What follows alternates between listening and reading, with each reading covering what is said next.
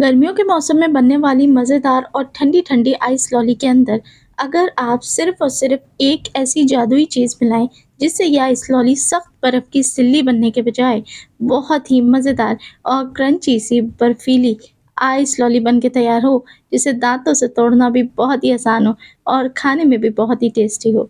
तो आज आपके साथ शेयर करेंगे होममेड आइस लॉली की एक सीक्रेट टिप वाली रेसिपी, जिससे आइस लॉली बेहद टेस्टी बनके तैयार होती है। आइए रेसिपी शुरू करते हैं। बिस्मिल्लाहिर्रहमानिर्रहीम, अस्सलाम वालेकुम and welcome back to my YouTube channel. Ice lolly बनाने के लिए 1 चम्मच कॉर्नफ्लोर के साथ 1 चम्मच मैदे को ऐड कर लीजिए।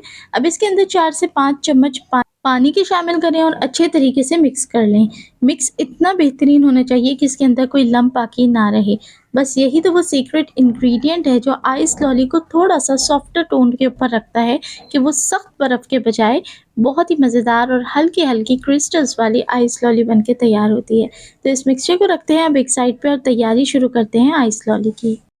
तो यहाँ एक छोटी पतीली के अंदर हमने लेना है 3.5 गिलास नॉर्मल रूम टेम्परेचर का पानी और इसके अंदर अब हमने शामिल करनी है चीनी। चीनी जाएगी तकरीबन आधा कप या फिर उससे हल्की सी 1-2 चम्मच आप ऊपर ऐड कर सकते हैं और चीनी ऐड करने के बाद आपने इसे हल्का सा ही मिक्स कर लेना है। याद रहे इस वक्त गैस का स्टोव ऑन नहीं है, लेकिन अब हम इसको ट्रांसफ़र करेंगे स्टोव के ऊपर और यहाँ पर अब हमने चीनी को मेल्ट कर लेना है। ये आइस लॉली बनाना बहुत ही आसान होती है, आप इसको डिफरेंट किस्म के फ्लेवर्स के साथ बना सकते हैं।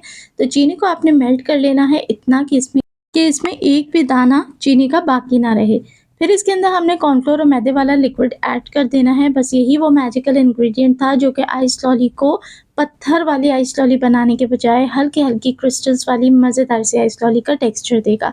तो हमने इस कॉर्नफ्लोर वाले मिक्सचर को 1 से 2 मिनट ही पकाना है कि इसके ऊपर का जो झाग है वो बिल्कुल डिज़ॉल्व हो जाए, यानी कि मैदे और कॉर्नफ्लोर का कच्चापन बिल्कुल गायब हो जाए।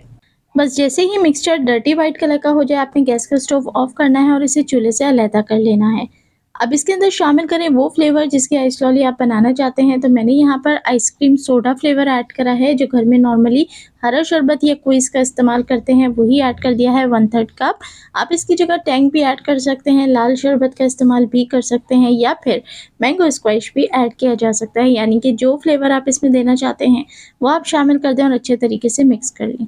तो यहाँ पर अब मैं शामिल करूँगी चुटकी भर ग्रीन फूड कलर, ताकि इसमें एक खूबसूरत और मज़ीद डेंस ग्रीन कलर आ जाए, जो कि आइस लॉली के अंदर बहुत ही प्यारा लगता है।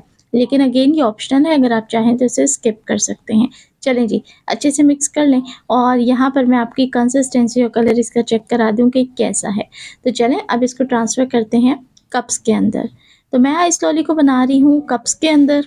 आप जिस मोल्ड के अंदर भी इसको बनाना चाहते हैं उस मोल्ड के अंदर ट्रांसफ़र कर लीजिए और वीडियो देखते-देखते अगर आप यहाँ तक पहुँच गए हैं तो आपको मेरी रेसिपी अगर थोड़ी-सी भी अच्छी लग रही है तो वीडियो को लाइक करना बिल्कुल मत भूलें।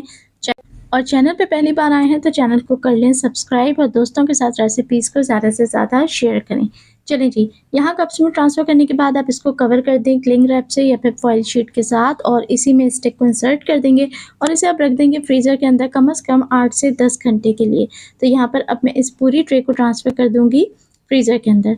तो यहाँ देखिए अल्हम्दुलिल्लाह 10 घंटे के बाद मैं इसे निकाल के आपको चेक कराती हूँ। बहुत ही बेहतरीन होममेड आइस लॉलीज़ बन के तैयार हैं।